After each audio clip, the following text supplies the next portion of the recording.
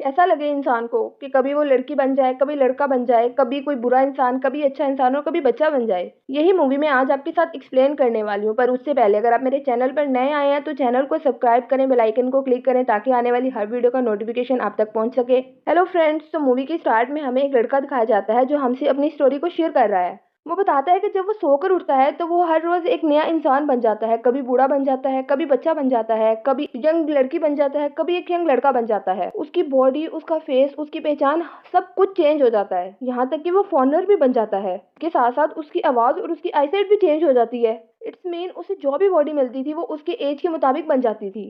इसीलिए वो अपने पास हर तरह के आइस ग्लासेस, अलग अलग साइज के शूज और हर जेंडर के कपड़े रखता था। फिर वो बताता है कि उसका प्रोफेशनल फर्नीचर डिजाइनर है। सबसे पहले वो अपने हाथों से फर्नीचर के डिजाइन बनाता है और उसके बाद बनाता भी खुद ही है। जिन हालात से वो गुजर रहा था वो अब उसका आदी हो गया था, क्योंकि वो नहीं जानता था कि वो नॉर्मल हालत में कब आएगा। वो अपने सारे काम ऑनलाइन ही करता था, क्योंकि इंटरनेट पे लाइव आने की जरूरत नहीं पड़ती। उसके इस सीक्रेट के बारे में सिर्फ दो लोग ही जानते थे, एक उसकी मदर और एक उसका फ्रेंड सैंग था। फिर हमें सैंग दिखाया जाता है जो जिन के साथ फर्नीचर का काम करता है।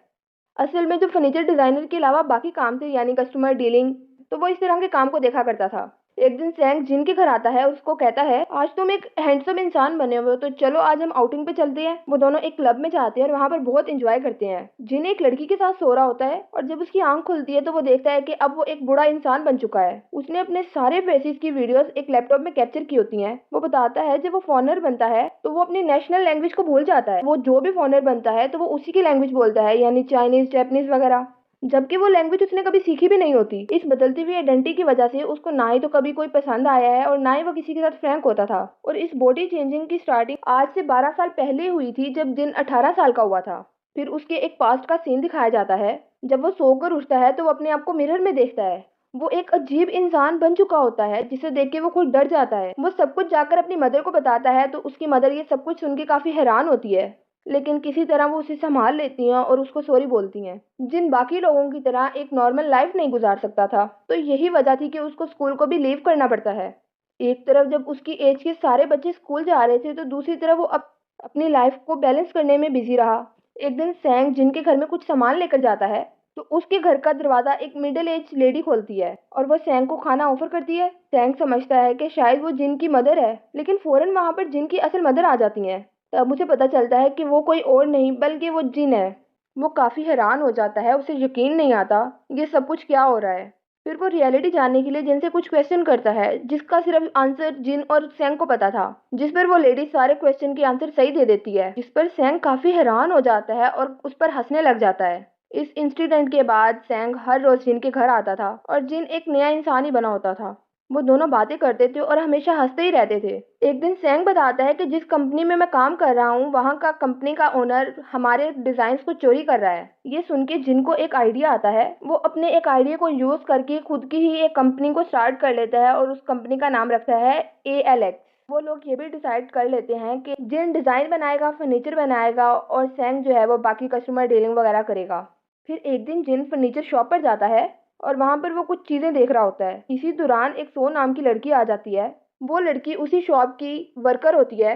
तो वो जिनसे पूछती है कि तुम्हें क्या चाहिए। वो कहता है कि मुझे एक ऐसी चेयर चाहिए जिस पर बैठ के मुझे ऐसा फील हो कि मैं घोड़े पर बैठा हुआ हूँ। वो ये सुनकर उसको ALX की वेबसाइट दिखाती है और कहती है कि आपको ऐसी चेयर यहाँ पर मिल जाएगी, जिसका मतलब ये होता है कि वो जिम को उसी की वेबसाइट दिखा रही है। जिन कहता है कि क्या ये बात अलाउ है, किसी दूसरे के सामान की तारीफ करना और फ्री में एडवर्टाइजमेंट करना। ये सुनकर जू हंसने लग जाती है। उसके बाद जिन हर रोज उस शॉप में जू को देखने जाता था और अलग अलग फेसेस होने की वजह से जू कभी उसको पहचान ही नहीं सकी।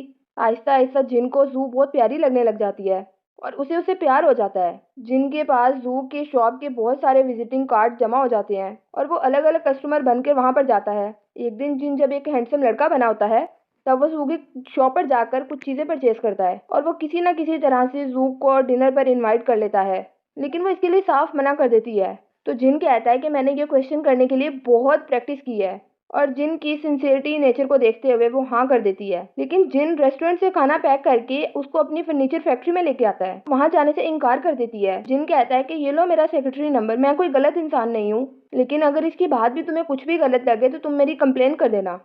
फिर वो दोनों वहाँ पर चले जाते हैं और वहाँ पहुंचकर सू समझ आती है कि ये एलेक्स फैक्ट्री है, क्योंकि वहाँ के लोग एलेक्स फर्नीचर को बहुत लाइक करते थे।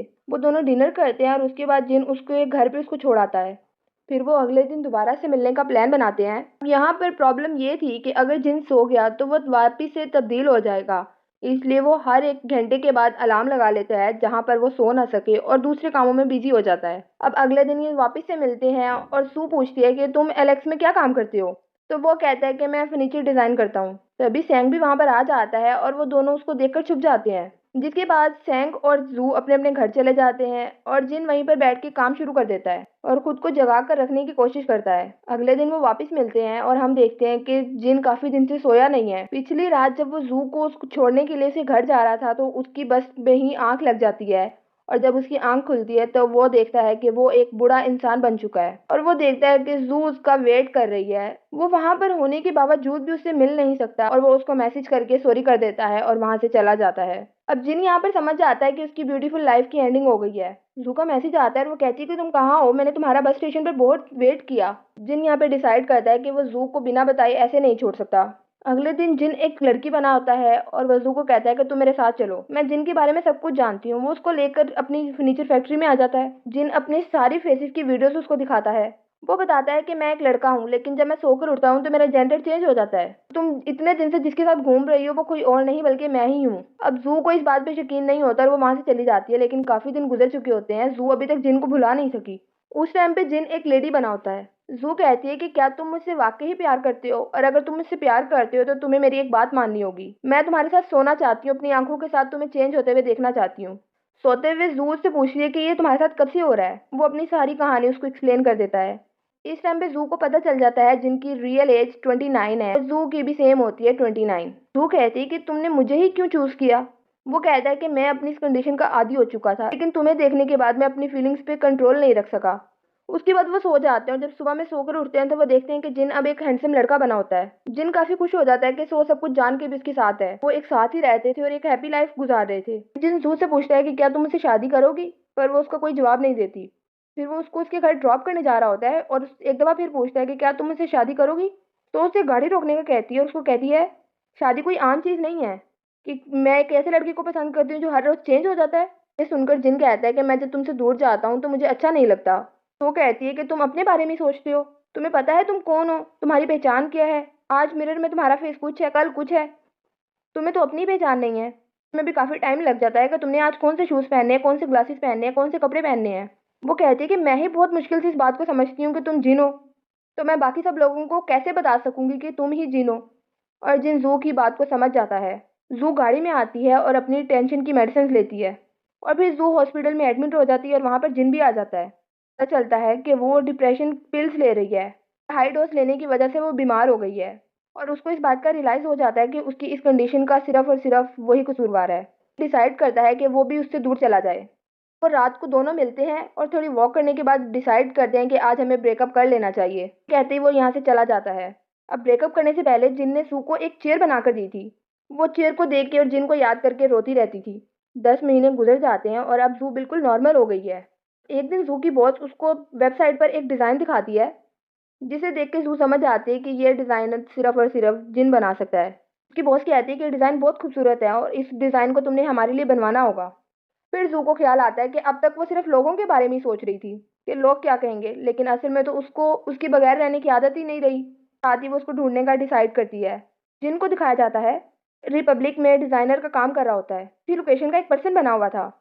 जिनका एड्रेस मालूम करके वहां चली जाती है। जिन उसे कहता है कि यहाँ पर जिन नाम का कोई लड़का नहीं रहता। रिक्वेस्ट करती है कि वो उसको अंदर आने दे। अब अंदर जाते ही वो उस आदमी के अलग अलग जूते, अलग अलग कपड़े, अलग अलग ग्लासेस को देख के समझ जाती है कि यही जिन है। और वह जिन के पास आके कहती है कि जिन अब बस कर दो, बिल्कुल चेंज हो गई हो, अब मैं तुम्हारे साथ रहना चाहती हूँ। जिन कहता है कि तुम दोबारा बीमार हो जाओगी। वो कहती है कि उस बीमारी से ज़्यादा दर्दनाक ये है कि मैं तुमसे दूर हूँ। और वह जिन को सॉरी कहती है। दोनों साथ में वॉक पर चले जाते हैं। वो बताती है कि उसने एक दिन जिन को तब्दील होते हुए देख लिया था।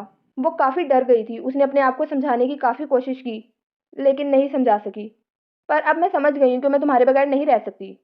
और यहाँ पर जू खुद जिन से उस शादी के बारे में पूछती है और यहाँ पर जिन वही रिंग निकालता है जो उसने उसके लिए डिज़ाइन करवाई थी। और यहाँ पर उनकी लाइफ और फिल्म की हैप्पी एंडिंग हो जाती है। आई होप आपको मूवी अच्छी लगी होगी। मूवी अच्छी लगी है तो चैनल को सब्सक्राइब करें, बेल आइकन को क्लिक करें ताकि आने वाली हर वीडियो का नोटिफिकेशन आप तक पहुंच सके। मुझे दें इजाजत, बाय बाय।